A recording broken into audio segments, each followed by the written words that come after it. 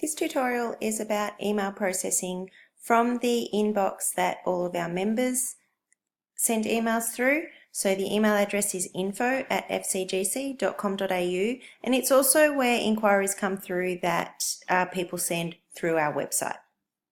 The email is accessed through Office 365. So when you log into Office 365, this is the main page that you come to, and you just select Outlook here, which is the email that all of the emails come through to.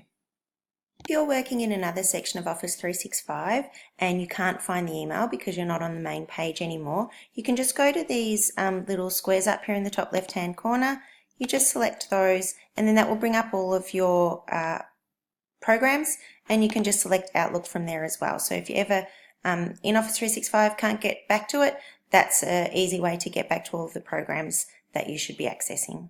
With our emails, we always respond to the email either with a direct response to the request, or if we need to forward the email on, we also send a response advising that the email's been received and it has been forwarded on and will be replied to.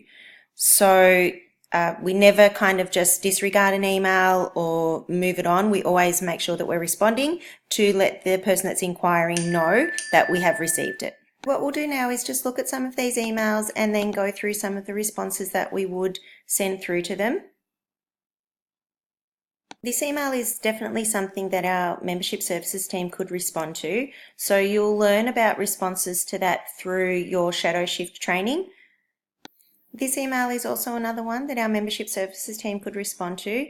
It's probably a good idea to keep a note of some of these emails so that when you're doing your shadow shifts, you can ask some questions of the person you're shadowing in regards to what responses you might have for these emails. This email is in regards to a birthday party booking. So all birthday party bookings are done online via the customer portal. We don't take any bookings for birthday parties either via email or phone. So a simple reply to that would be to access, sending them a link to the website and the portal, and letting them know to confirm their booking through there. You'll learn a lot more about how to respond to the emails while you're doing your shadow shifting, as I said earlier. Once an email has been responded to, we move it straight across into the actioned file. So just for the purpose of this, just assuming that I had responded to this person, I would move it straight across here into actioned.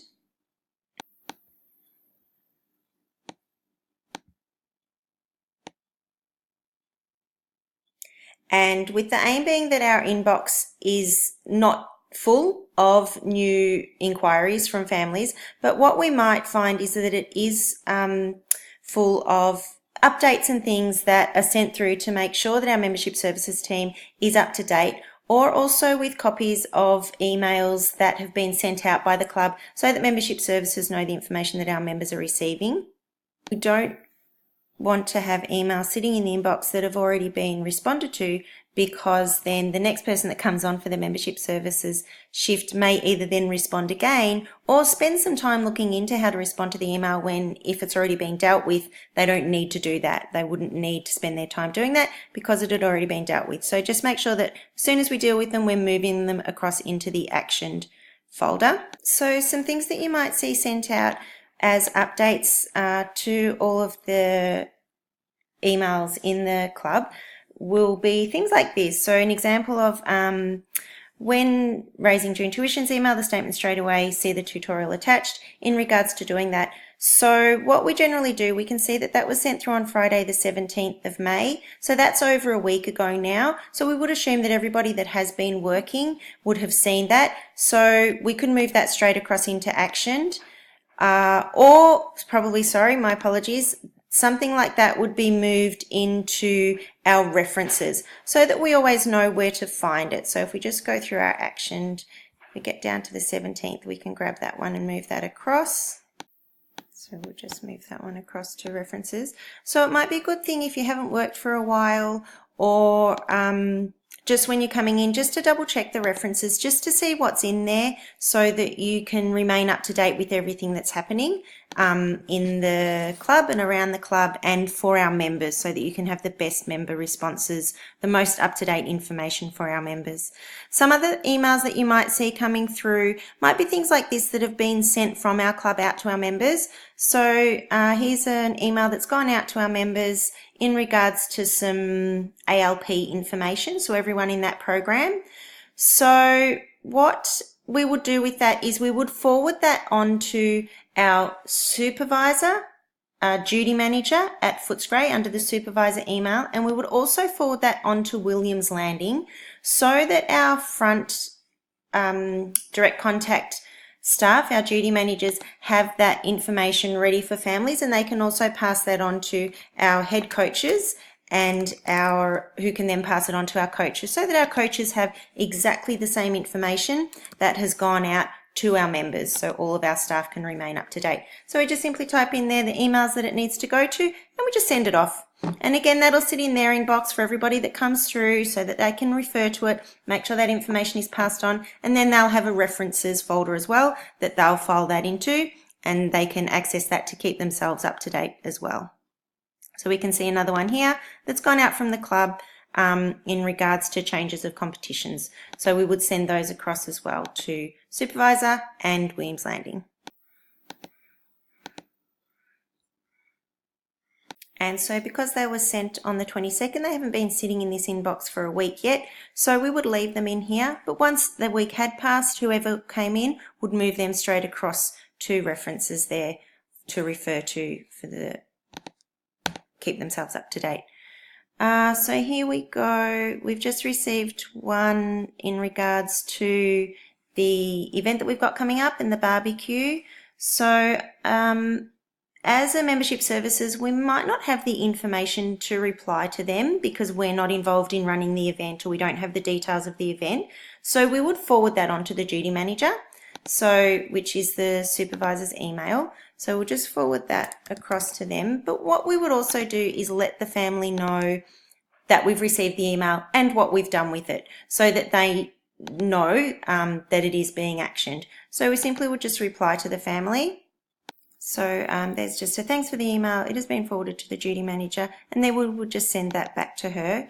So we always let them know that we've received it with a reply email. We always forward it on to the duty manager because they may be able to respond to it. There's always a duty manager on throughout the day and the evening. So they may be able to respond to it straight away. And if they can't, they'll know the most suitable coordinator to send that on to, or they'll be able to go up and have a chat to that person, the coordinator, and then respond to the email.